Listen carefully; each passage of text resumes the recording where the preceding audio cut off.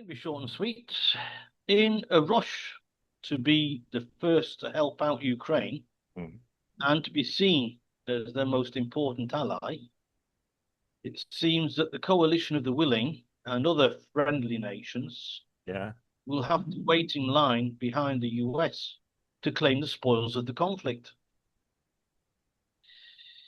Trump is not being seen in a good light by his European counterparts and others as he seals the deal for an $800 billion deal to rebuild Ukraine once all the soldiers and bullets have gone away. So the 100-year deal between the UK and Ukraine will have to go onto the back burner, only unless the US leaves the door of opportunity ajar a little. But the deal between the US and Ukraine is that the US will rebuild the infrastructure of Ukraine, and in exchange, Ukraine will pay with its rare earth minerals and other gems it may have hidden underground. The deal is to be signed at the World Economic Forum later this month. And the deal grants the US preferential treatment for the minerals, but it does not include security guarantees. It could be that Trump calls on Oddbot Starmer to fill that void. Right. So this is either going to be a massive case of queue jumping on part of Trump, or a massive fraud if the minerals aren't there in Ukraine and Zelensky was lying. I can't imagine that. Shudder to think. Well, okay, yes. I think we're all pretty certain. I think most people in the world are pretty certain, geologists, and think they do exist. The argument will be to what extent. Yeah. Okay. Yeah. I mean,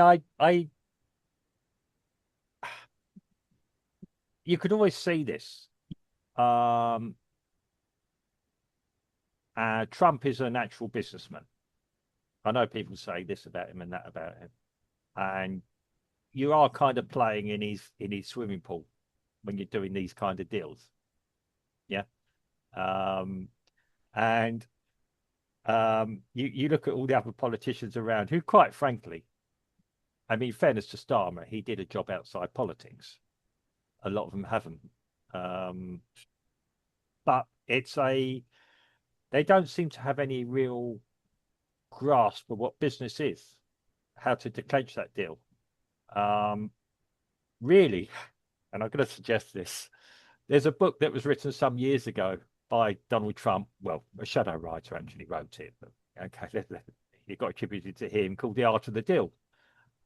Every move that Trump is doing at the moment is written in that book. The going start here, something really outrageous.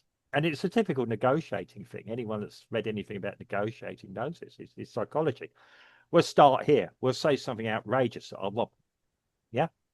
You come back with a counter offer. What you got for me? I'll come back here. Yeah. And that's negotiating. Politicians don't seem to understand this. Old school. Old school.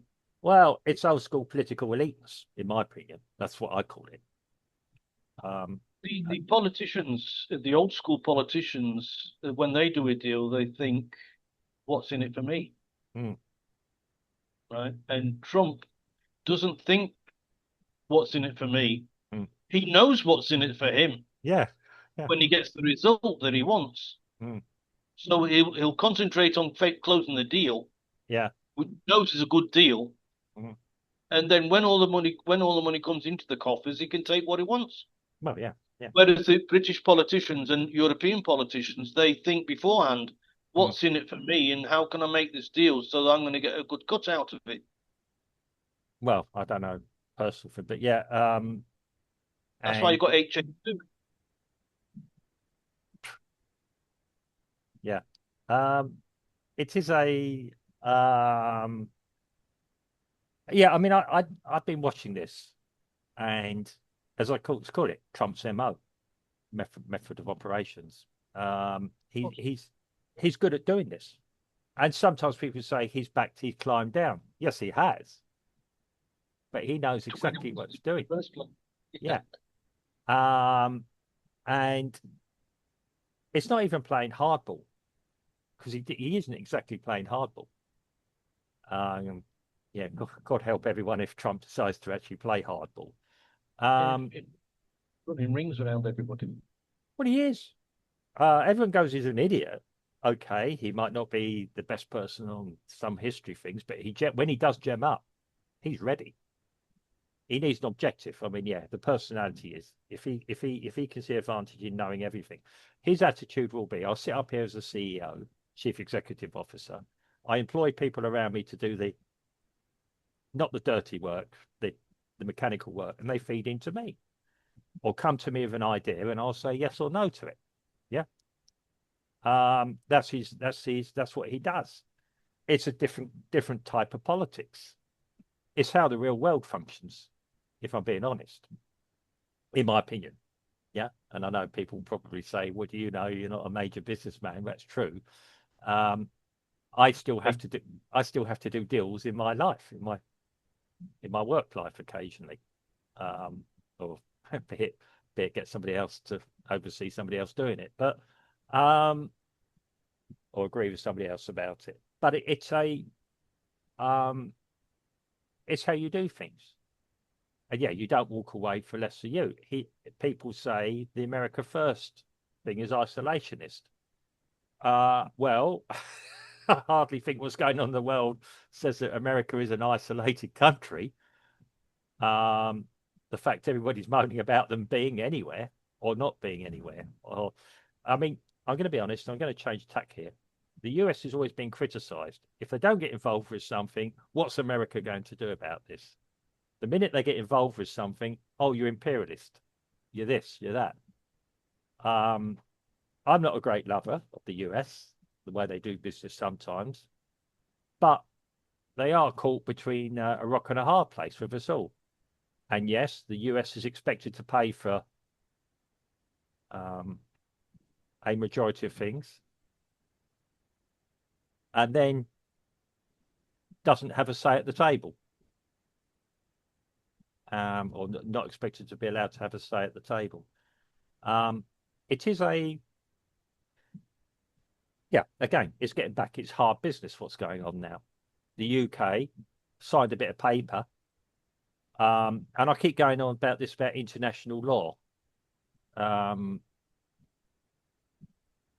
There's international agreements that have to be legally binding, or a legal precedent. That doesn't mean that actually international law itself exists. Certainly individual contracts can be legally binding. The other thing is who's going to actually enforce it. In the case of now, when it comes to these deals and treaties and everything, that it's basically saving face. Yeah. If you don't comply with your part of the deal, or the agreement, or the whatever it is, on the world stage, you're being seen as being unreliable, or not being very honest, or going against what you're not being a man of your word. Yeah. So that's where that comes into it.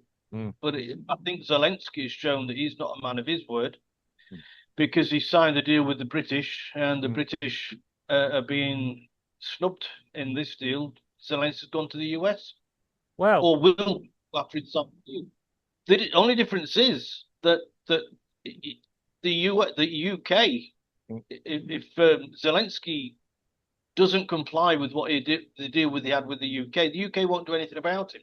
If he doesn't comply with what the US, they will. Yeah. Yes. Well, he will end up with boots on the ground, and they'll probably do it with Putin's agreement. Yeah. Yeah. As I've said in previous podcasts, the one group of people who are not going to have exactly a say in their future or anything else are going to be Ukrainians now. They're either going to be controlled by the US, controlled by Western Europe. At one point I thought the US and Western Europe. Now I think it's going to be either or, and I think it will go to the US on that one, or they're going to be controlled by Russia. Take your pick. Well, they're not going to have a pick in it. That's the point. They're just going to be given. Yeah, they owe. Okay, you can argue the rights and wrong of the conflict and how it started and what led up to it and everything else, which you've done many times. We are where we are now, and it's going to be what's ever the best deal. Period. Or who, like you said, who has the Yep. might to actually fulfill it. I was going to say everybody can get filing behind Trump.